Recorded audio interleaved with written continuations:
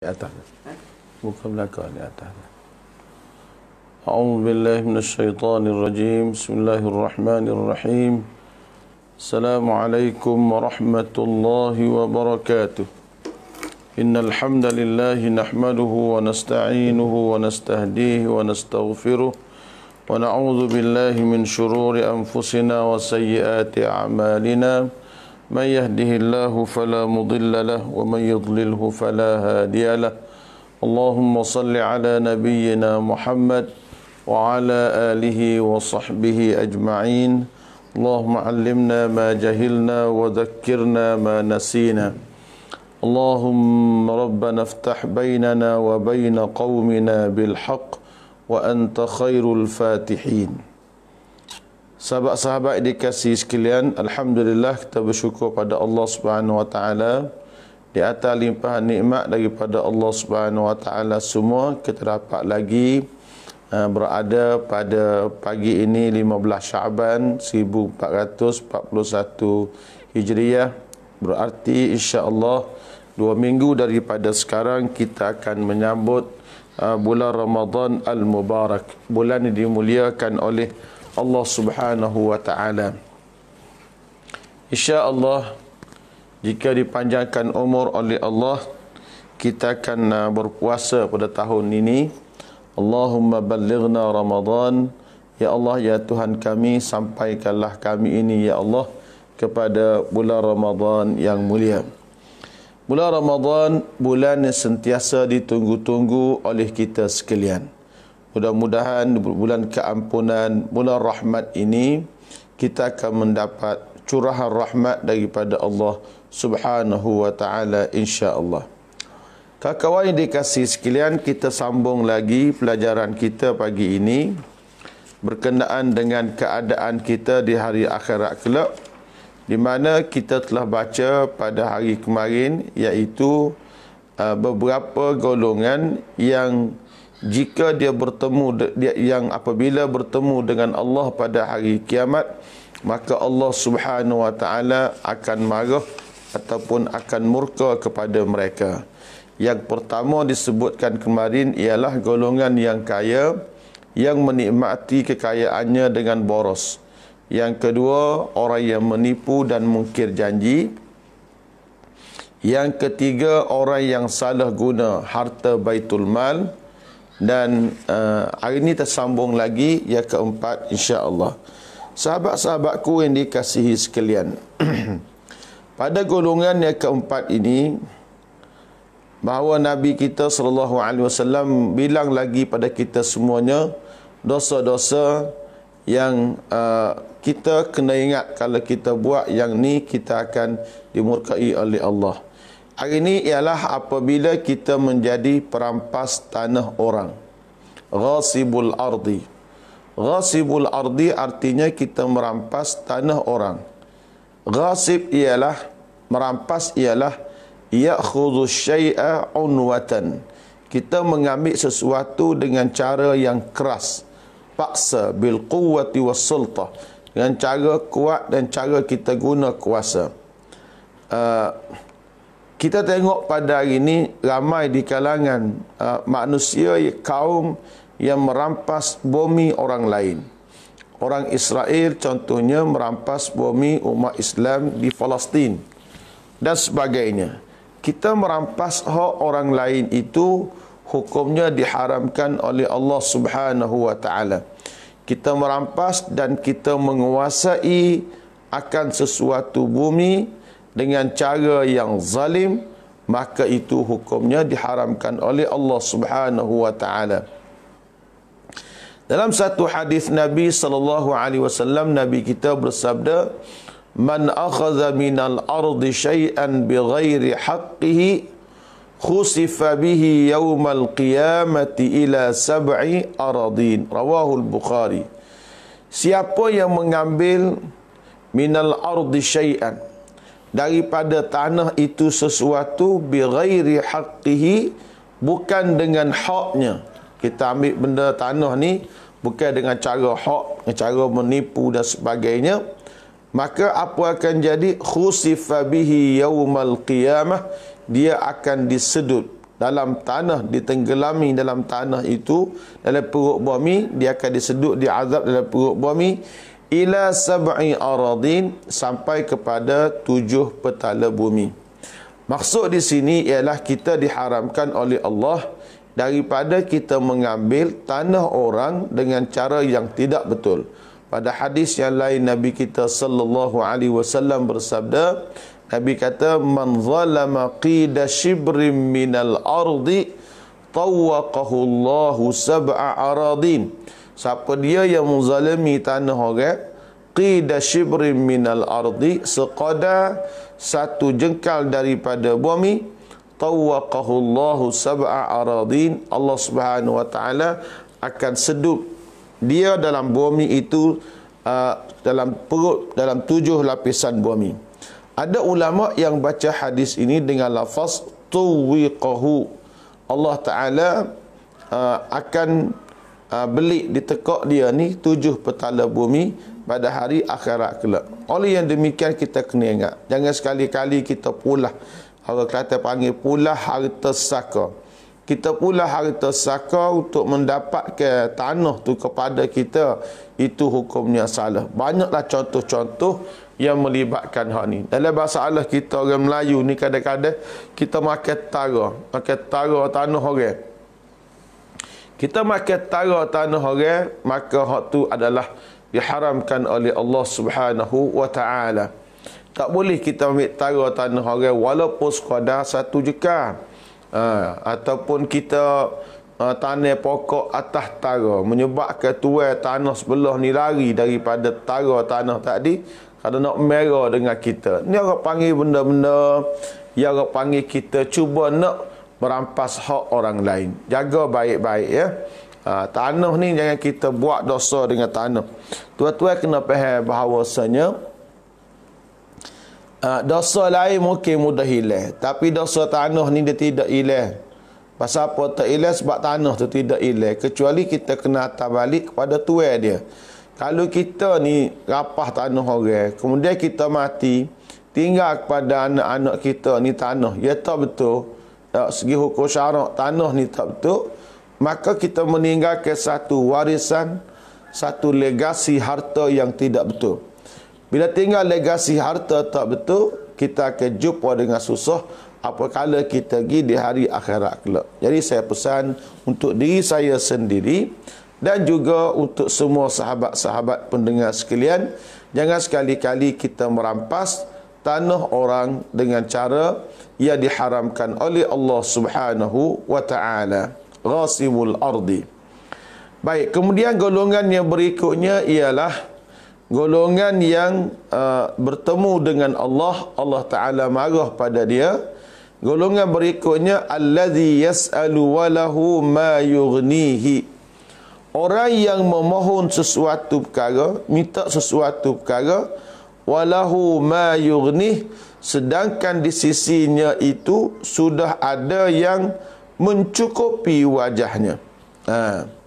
Yang mencukupi miliknya. Katakanlah gini, kita minta nak berah, tapi rumah kita tu berahnya ada dah. Kita minta nak duit tomak, tapi benda tu ada dah dengan kita. Hak ni Nabi kata pergi jumpa dengan Allah, Allah Ta'ala marah. Orang fakir yang rasa cukup dengan makanan harian dia, dan dia rela nak jaga maruah diri dia daripada meminta dengan orang lain, ini lebih baik, lebih afdal daripada menjadi si fakir yang meminta-minta dengan orang lain. Kita kalau kita sudah benda tu, tak payah kita nak minta. Kalau kita tak ada, kita nak minta untuk makan, hak tu tak apa. Masalah lainnya ialah kadang-kadang orang kita ni duk bagi sehari dua ni pun dia deki. Dia tu rumah dia tu ada banyak dah, lebih nak makan, tapi duk minta juga dengan orang nak barang tu. Kita orang yang ada dah, jangan duk minta. Kalau kita minta, kita ni jadi tamak. Bila kita jadi tamak, jadi masalah lah kepada kita. Pasal apa? Sebab kita ni menjatuhkan maruah kita minta. Kita boleh minta kalau minta untuk orang ramai. Kita minta untuk orang ramai lain cerita. Misalnya hamba kata, di sana ada 10 orang yang miskin, perlu kepada bantuan makanan dan sebagainya, maka sama-samalah kita menderma dan sebagainya. Ni tak apa. Pasal apa? Sebab kita minta untuk orang, sebagai menyampaikan, memenuhi hajat saudara kita. Tetapi kalau kita nak minta untuk diri kita, tak sedut minta lah tuan-tuan semua. Memanglah dunia ni kita nak belaka, tak ada orang tak sih. Orang kaya dah, ayah seka dia berebut. Musim-musim ni tak. Seka ayah tu, orang tak widah ayah kat aku. Iyalah, walaupun kita ada dosa, orang ni memang perangai dia tu, dia nak manusia ni suka dengan harta ni, hubban jamma, kasih yang terlalu sangat dengan harta. Tetapi kita kena ingat, kalau kita sudah ada, tak payah kita minta dengan orang, kecuali benda tu sudah habis dan sebagainya. Yang lebih berat lagi ialah yas'alun nas mustajdiyan musta'tifa. Wa indahu, dia minta dengan manusia ni untuk tambah. Di sisi dia tadi sudah ada benda yang cukup. Min malbasin, pakaian dia sudah cukup. Wa mat'amin, makanan sudah cukup. Wa mashrabin, minumnya sudah cukup. Tapi dia masih lagi meminta-minta daripada orang lain untuk dapatkan sesuatu daripada pemberian orang. Itu tidak dibenarkan oleh agama. Kalau nak minta tentu hak tak ada. Kalau kita nak minta tambah, kita dia benda minta ni tuan-tuan semua, hatta kita bodek naik pangkat pun tidak boleh. Bodek naik pangkat tidak boleh juga. Sebab apa? Sebab kalau hak kita boleh kita lah. Kalau kita bodek, kita boleh dengan cara tak betul. Cara tak betul ni yang masalah pada kita pula, kerana kita ni minta suatu perkara. Man talaba syai'an, dalam satu hadis disebutkan bahawa siapa dia minta sesuatu perkara itu, ya, minta jawatan lah, contohnya man tuliba ila syai'in u'ina alaih. Siapa dia diminta untuk pegang jawatan itu, u'ina alaihi, maka dia akan ditolong. Wa man talaba syai'an wukila ilai. Siapa dia minta sesuatu jawatan itu, maka diserahkan kepada dia untuk menyelesaikan masalah. Itu minta jawatan. Hak ni makanan sudah ada, minta wak gapo dengan orang. Minumnya sudah ada, minta wak gapo dengan orang. Kita guna apa yang kita ada. Qala an-nabiy sallallahu alaihi wasallam, man sa'ala walahu ma yughnihi, ja'at mas'alatuhu yawmal qiyamati khudushan aw khumushan aw kuduhan fi wajih. Qila ya Rasulullah wa ma yughnih? Qala 50 dirhaman aw qimatuha min az-zahab. Nabi kata, man sa'ala, siapa yang meminta, walahu ma yughnih, sedangkan pada diri dia itu sudah ada, benda tu mencukupi untuk dia, apa akan jadi pada hari akhirat? Ja'at mas'alatuhu yaumal qiyamah, jadilah apa yang dia minta itu pada hari kiamat, khudushan au khumushan au kuduhan fi wajih. Khudushan, khumushan, kuduhan ialah ma yusibul wajh min atharin idza jaraha bil asfar sulbatil haddah. Gini, khudushan au khumushan au kuduhan ialah kesan yang ada pada wajah bila kita garu dengan benda hok kerah. Misalnya tergaru wajah kita dengan besi, maka ada kesan dia. Maka kesan itu Nabi kita sifatkan sebagai khudushan au khumushan au kuduhan. Qila ya Rasulullah, lalu sahabat bertanya, wahai Rasulullah sallallahu alaihi wasallam, wa ma yughni, setara mana milik yang mencukupi kita ni?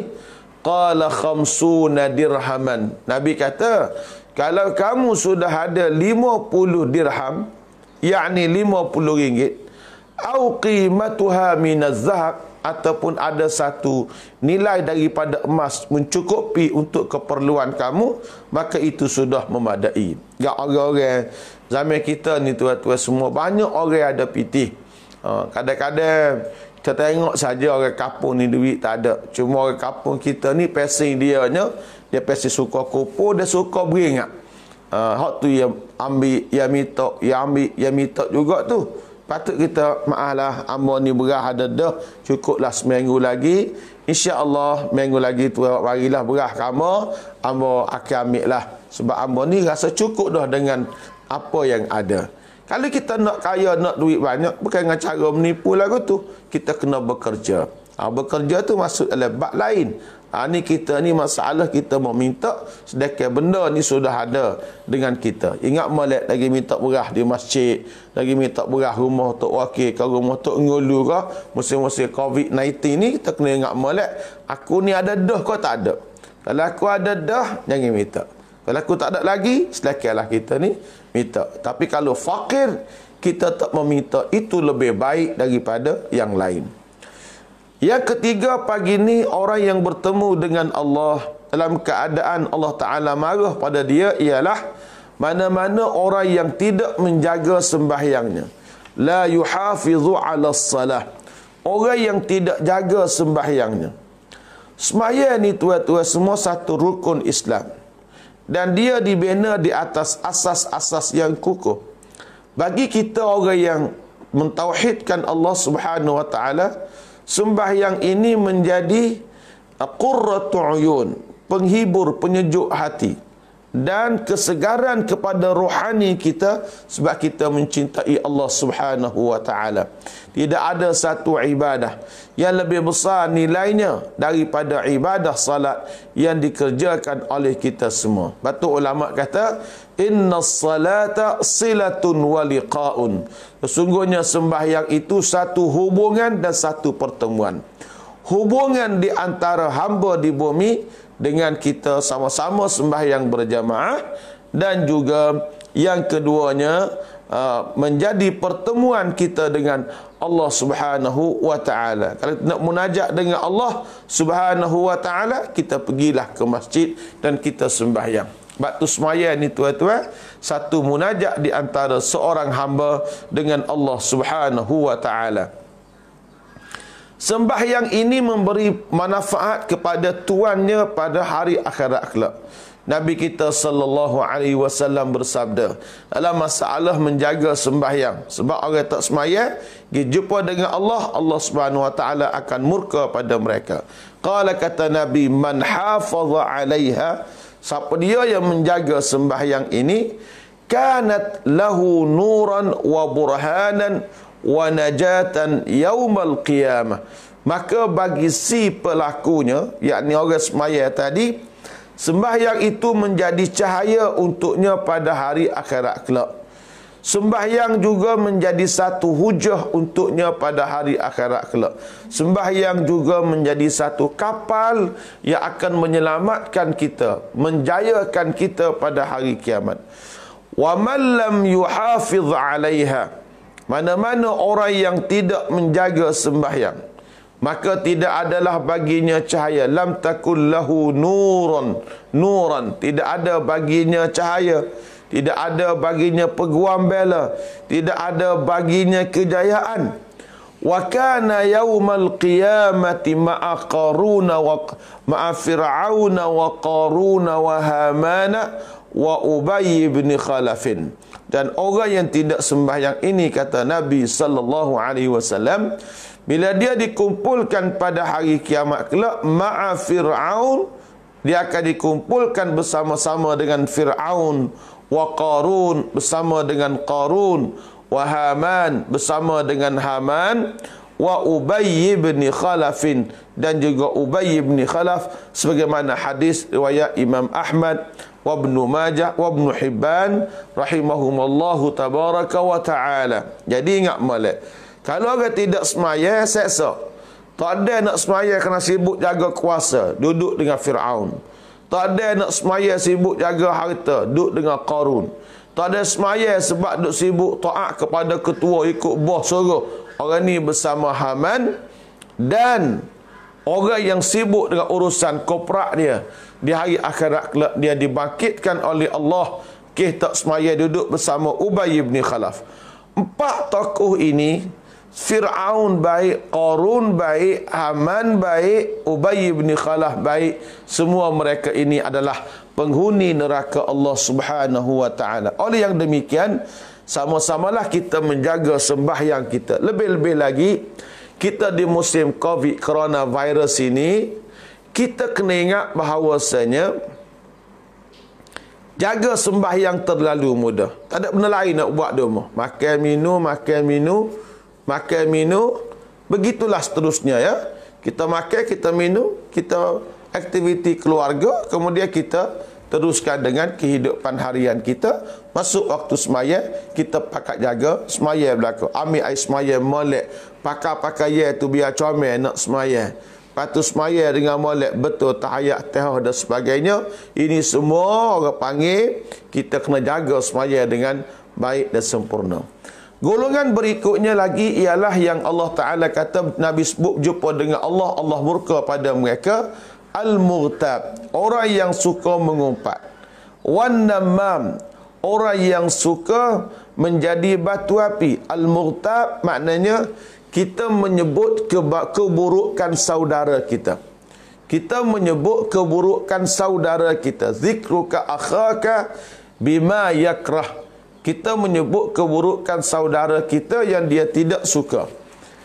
Boleh mengumpat ni, tapi jangan sebut nama. Ada hamba Allah tu perangai dia begini-begini, itu boleh. Cuma orang Melayu tak sedap lah. Orang Melayu dia kata pula, siapa dia? Kita pun ayat A. Ayat A itu sudah menjadi mengumpat. Walaupun benda tu ada dengan dia, tapi dia tak suka. Contoh kita kata, Ali ni seorang yang hitam. Kita pun katalah kepada saya kita, mu nak pergi mana? Nak pergi ke rumah Ali hitam. Itu tidak bagus. Islam tak bagi kita menyebut benda-benda yang cela tadi. Adapun yang kedua namanya An-Namam. An-Namam artinya orang yang suka memindahkan perkataan yang tidak baik di kalangan manusia untuk merosakkan hubungan. Yakni menjadi batu api. Jadi batu api, duduk pelaga orang di antara A dengan B supaya duduk balah. Ini namam. Dua orang ni para hadirin hadirat sekalian, orang mengumpat dengan batu api ni terlalu ramai dalam masyarakat kita. Ni. Hak ni orang panggil masalah umumul balwa dah. Ammal bala, wabak ini sudah pun menular dalam masyarakat kita ni. Yang lebih teruk lagi ialah kita mengumpat dan menjadi batu api di media sosial. Kalau kita pindah dengan mulut A dengan B hanya dua orang. Tapi kalau di media sosial, kita akan berdepan dengan benda ni buat selama-lamanya. Walaupun kita mati dah pun, orang masih boleh baca lagi umpatan kita. Orang masih boleh baca lagi dia punya umpatan kita, dia boleh baca. Kemudian dia boleh baca lagi batu api kita. Kita pelaga orang suruh balah pun dia masih lagi boleh baca. Jadi nak sebutkan di sini bahawa jangan sekali-kali kita mengumpat orang. Wa qala an-nabiy sallallahu alaihi wasallam, Nabi kita bersabda pada menyatakan hal ini, man akala lahma akhihi fid dunya qurriba lahu yaumal qiyamah fayuqalu lahu kulhu maitan kama akaltahu hayyan fayakulahu wa yaklahu wa yasihu. Hadis riwayat Imam Al-Bukhari dalam kitabnya Al-Adabul Mufrad, At-Tabarani fil Mu'jamil Awsat. Baik. Dia kata man akala lahma akhihi fid dunya. Siapa yang makan daging saudaranya di dunia? Siapa makan daging saudaranya di dunia? Qurriba lahu yaumal qiyamah. Maka daging yang dia makan itu, orang ngupak, orang jadi batu api ni ibarat makan daging orang. Maka daging yang dia makan itu dibawa mari padanya pada hari kiamat. Dikatakan pada dia, kulhu, makanlah kamu daging ini keadaan mentah seperti mana kamu telah makan di alam dunia dahulu. Fayakulahu, maka dia makan. Keadaan dia ni orang panggil yarfa'u sautahu bis-sarakhi wal buka. Dia akak suara, dia teriak belai pasal apa? Sedihnya dia ni kerana kena makan daging mentah lagi busuk. Seperti mana kita ni tak boleh makan daging mentah, daging busuk, maka dunia ni tak payahlah kita nak mengumpat dan mengata pada orang. Kadang-kadang orang yang kita kata itu dia tu seorang yang cukup mulia, seorang ulama, dia orang alim. Tuan-tuan sekalian kena ingat, Nabi bersabda, luhumul ulama'i masmumun, daging para ulama itu ada racunnya, mana ada kehebatannya. Ni kita dua fitnah orang tu, fitnah orang ni. Bila kita nak minta, saya tengok satu gambar yang diedit. Maaflah, kita bukan nak bela, tetapi nak katakan bahawa Tuhan dia bertanggungjawab dengan Allah pada hari akhirat kelak yang mengedit ini. Apabila dia marah kepada, maaf ini bukan politik, tapi saya nak syarah dari segi gambar. Apabila dia marah kepada Tuan Guru Haji Abdul Hadi Awang, Presiden PAS itu, bila dia dilantik sebagai duta khas ke Timur Tengah, bertaraf menteri, maka ada orang yang tidak berpuas hati. Itu hak masing-masing. Tetapi dia melukis gambar, dia edit gambar orang, dia ambil kepala Tok Guru Haji Hadi, dia kerak kepala letak tubuh orang, di kiri kanan itu ada orang tino. Ini apa objektif dia? Ini saya sebut contoh ni, contoh yang masyhur, yang orang boleh tengok semua dalam laman sosial. Macam mana gambar ni dah tersebar dah. A yang edit, kemudian dia masuk dalam laman dia, benda ni sudah tersebar ke serata alam. Bagaimana yang mengedit, yang melukis itu, yang mempelopori fitnah itu, nak minta maaf dengan si tuan punya, yakni Tuan Guru Haji Abdul Hadi Awang tadi. Itu contoh saya sebutkan. Demikianlah kalau kita buat pada siapa pun. Kalau kita fitnah dan kita mengumpat kepada Datuk Seri Anwar Ibrahim, contohnya, itu pun kita kena bertanggungjawab. Kalau kita mengumpat kepada Tun Dr. Mahathir, kita mesti kena jawab. Siapa saja yang kita umpat peribadinya. Kalau kita bercara hak kerjanya, lain cerita. Peribadi orang itu yang kita umpat itu, kita kena bertanggungjawab dengan Allah pada hari akhirat kelak. Ada duit banyak ke tuan-tuan? Ada pahala banyak ke kita ni? Bila kita nak pergi di akhirat nanti, kita kena bayar balik benda kita buat ni. Sebab tu saya suka sebutkan di sini bahawa jangan sekali-kali kita menjual keburukan orang di media sosial. Jangan tulis benda-benda tak bagus di media sosial. Cuba tuan-tuan tengok orang-orang agamawan. Ada sebahagian agamawan yang cepat laju dan melatah menulis. Tapi saya melihat kepada sahabat-sahabat saya yang lebih beringat-ingat dari segi media sosial ini, dia tak tulis kecuali perkara-perkara yang baik-baik belaka. Jangan kita edarkan benda yang tidak baik. Kalau kita buat satu cerita untuk suri tauladan, tanpa menyentuh nama A, nama B, nama C, itu tidak menjadi masalah. Tapi bentuk umpatan dan bentuk menjadi batu api supaya menimbulkan perbalahan, maka ini diharamkan oleh agama Allah Subhanahu wa taala. Ingat baik-baik, kalau kita suka mengumpat orang, kita suka menjadi batu api kepada orang, hak ni kita akan bertanggungjawab di hadapan Allah Subhanahu wa taala pada hari akhirat kelak, dan Allah Subhanahu wa taala akan bagi pada kita daging yang mentah untuk kita makan. Baik kawan-kawan dikasih sekalian, golongan berikutnya yang Allah Subhanahu wa taala marah pada kita kalau kita jumpa dengan dia, iaitu zu al-wajhaini, orang yang mempunyai dua wajah. Dua wajah. Kau tu pekawai, kau ni pekawai. Dia jumpa dengan orang ni satu wajah, dia jumpa orang ni pula satu wajah. Dia boleh hidup belaka dengan 1000 alam. Kalau istilah hamba kapal mau panggil pokka. Pokka ni sejenis binatang, dia boleh serupa belaka. Duduk di pokok batai warna hitam-hitam lah pokok, batai warna coklat-coklat lah pokok. Pokok ni boleh hidup dalam semua situasi. Macam orang munafik. Orang munafik, wa idza laqul ladzina amanu qalu amanna. Dia jumpa orang beriman, apa dia kata? Qalu amanna, kami beriman. Wa idza khalau ila syayatinihim qalu inni ma'akum. Bila jumpa dengan syaitan dia, bila jumpa dengan puak-puak iblis dia, qalu, mereka berkata, inni ma'akum, aku sama dengan kamu. Jadi orang munafik ni, kau ni pergi dia, kau ni pergi dia. Dia tak boleh. Kita kena ada pendirian hidup kita. Qala Nabi sallallahu alaihi wasallam, man kana lahu wajhani fid dunya kana lahu yaumal qiyamati lisanani min narin. Akhrajahu Abu Dawud wa ghairuhu hadithun sahih.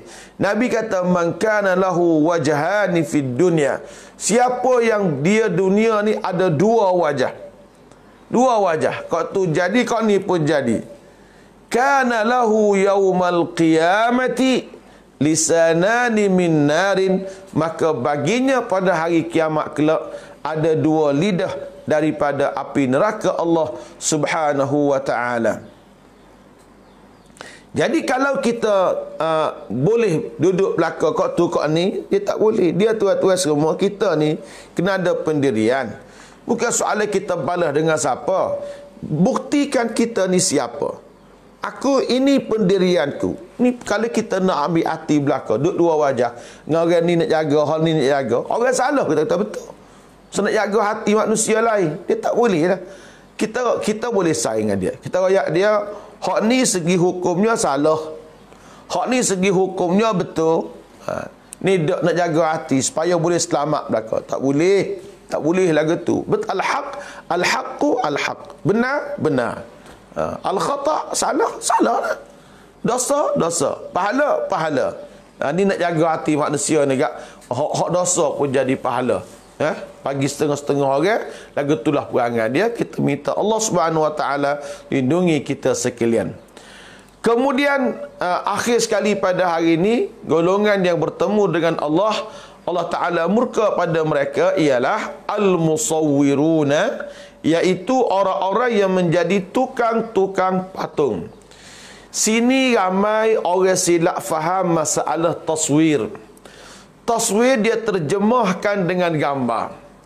Gambar berbeza dengan patung. Gambar, ulama menterjemahkan hadis ini. Masalah haram taswir. Taswir di sini bukannya gambar.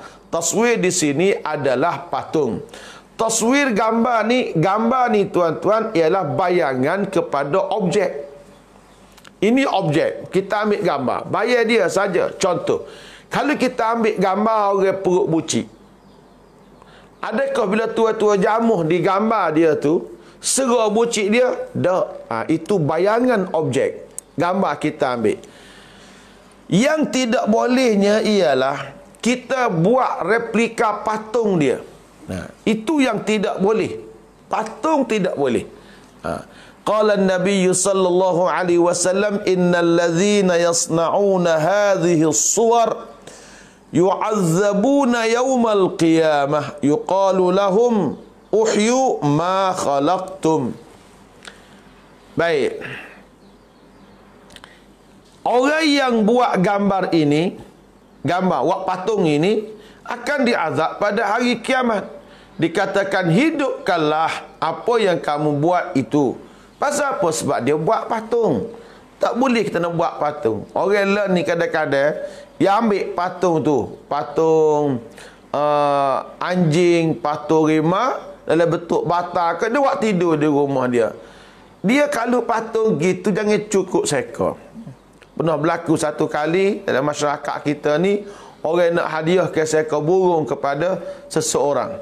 Maka ulama kata nak beri burung dia, jangan buat seekor. Buai kaki ke, buai betul mata ke, ikut demo lah. Nak buai hak mana pun. Pasal apa? Sebab dia patung. Patung itu tidak boleh. Gambar lainlah ceritanya ya. Walaupun begitu, orang zaman dulu yang warak-warak, mereka tak silah gambar ni. Tapi zaman kita ni zaman orang panggil nak elok tak boleh dah. Tapi gambar ni betulnya benda tidak diharamkan oleh agama kita ya. Baik. Qala an-nabiy sallallahu alaihi wasallam, man sawwara suratan fid dunya kullifa ayyam fakha fiha ar-ruh yaumal qiyamah wa laysa binafikhin. Rawahul Bukhari wa Muslim. Siapa dia buat satu patung di dunia, kullifa ayyam fakha fiha ar-ruh, Allah Ta'ala beban ia untuk ditiupkan padanya ruh pada hari kiamat, dan dia tak mampu nak tiupkan ruh itu. Jadi kita kena ingat ya, buat patung itu diharamkan oleh Allah Subhanahu wa Ta'ala.